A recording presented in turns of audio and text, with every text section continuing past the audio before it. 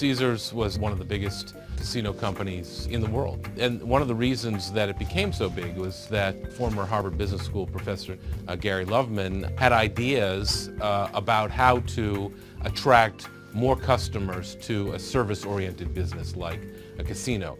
Independently, both TPG and Apollo approached Gary about potentially taking Caesars private.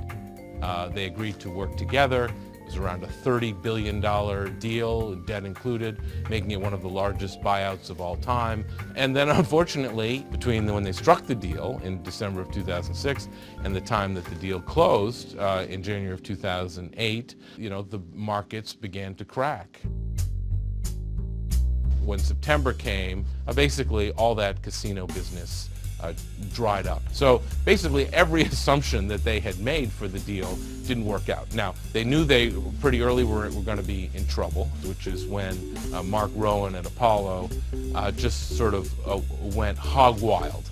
He engaged in more than 50 different transactions over the course from end of 2008 until well into 2014, designed to create equity value or to retain equity value or not lose their entire $6 billion investment. Well, now they're in bankruptcy, so all that Mark did ended up causing Apollo and TPG to lose about 80% of their original combined $6 billion investment.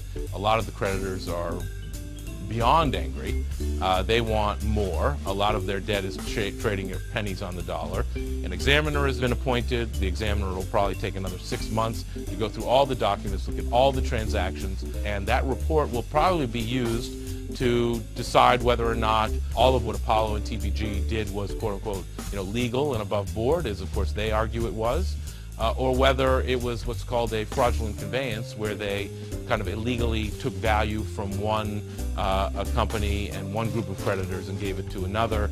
So it's unprecedented on many levels. It's a very big bankruptcy. It's a very public bankruptcy that I think could lead to significant changes in the way private equity firms handle companies that look like they're in distress early on and what they should do about it.